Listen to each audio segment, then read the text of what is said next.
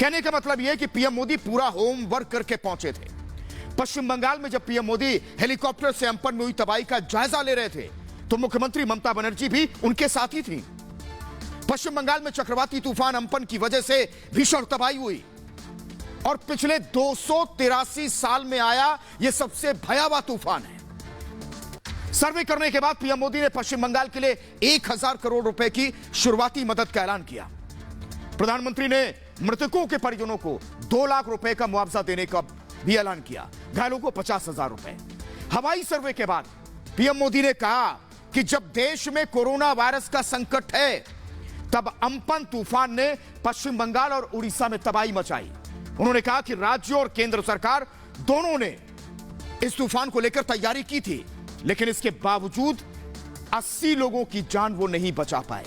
इस तूफान की वजह से काफी संपत्ति का नुकसान हुआ, कई परिवारों के घर उजड़ गए, फसलों को नुकसान हुआ और पीएम मोदी कोरोना संकट के बीच में पीड़ितों के घावों पर मरहम लगाने पहुंचे थे, क्योंकि मुसीबत की घड़ी थी और प्रधानमंत्री मोदी को न सिर्फ कोरोना और अम्पन से लड़ना पड़ रहा, बल्कि डुप्लीकेट कोरोना और अम्पन से भी मोर्चा लेना पड़ रहा। 25 मार्च को जब पूरे देश में संपूर्ण लॉकडाउन हुआ, तब से पीएम मोदी प्रधानमंत्री आवास से अपनी रणनीतियों को अंजाम दे रहे थे। और आपको याद होगा कि पीएम मोदी वीडियो कॉन्फ्रेंसिंग के जरिए मुख्यमंत्रियों के साथ भी लगातार बातचीत कर रहे थे कि लॉकडाउन कैसे और किस तरह से लागू किया जाए जिससे लोगों को परेशानी ना हो या लोगों को खाने पीने और दवाओं की दिक्कत ना हो, मजदूरों को कैसे उनके घर तक भेजा जाए। और इस मुद्दे पर भी राज्य सरकारों से लगातार बातचीत हो रही थी। लेकिन वड्रा कांग्रेस को कोरोना से पीएम मोदी की जंग की जीत ये बर्दाश्त नहीं हुई। वड्रा कांग्रेस को लगा कि अगर ये मौका हाथ से निकल गया तो उनके हाथ कुछ नहीं लगने वाला, और मौका देखकर कांग्रेस ने मजदूरों को ही पीएम मोदी के खिलाफ अपना हथियार बना लिया और प्रधानमंत्री मोदी के खिलाफ मजदूरों को लेकर दुष्प्रचार करना शुरू कर दिया। 1000 बसों के नाम पर स्कूटर, एम्बुलेंस, मोटरसाइकिलें जो भी मिला उसका इस्तेमाल कर डाला।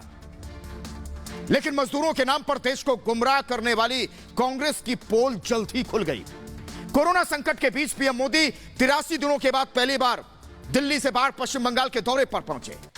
देश में कोरोना संक्रमण के फैलने की रफ्तार पर ब्रेक लगाने के लिए संपूर्ण लॉकडाउन 25 मार्च से था और पीएम मोदी ने उसके बाद कई कार्यक्रमों में शिरकत तो की, लेकिन दिल्ली से बाहर नहीं गए।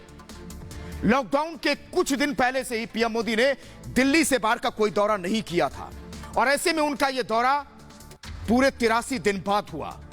पश्चिम बंगाल की मुख्यमंत्री ममता बनर्जी ने गुरुवार को अपनी प्रेस कॉन्फ्रेंस के दौरान पीएम मोदी से राज्य का दौरा करने की अपील की थी। उन्होंने कहा था कि राज्य में हालात ठीक नहीं है। अम्पन तूफान की वजह से कोलकाता के कई इलाकों में पानी भर गया है। तूफान का असर कोलकाता एयरपोर्ट पर भी दिख रहा है। एयरपोर्ट पर चारों तरफ पानी ही पानी है। रनवे और हैंगर पूरी तरीके से पानी में डूबे हैं। अम्पन का सबसे ज्यादा कहर पश्चिम बंगाल के उत्तर 24 परगना, दक्षिण 24 परगना, मिदनापुर और कोलकाता में हुआ। लेकिन इसके बहाने जो मैं आपको बताना चाहता हूं वो ये है कि पीएम मोदी ने 1000 करोड़ रुपए का ऐलान किया मदद का। लेकिन मुख्यमंत्री ममता बनर्जी ने क्या कहा? ममता बनर्जी ने कहा कि पीएम मोदी ने 1000 करोड़ देने की बात तो कही है, लेकिन यह नहीं बताया एडवांस है या पैकेज है।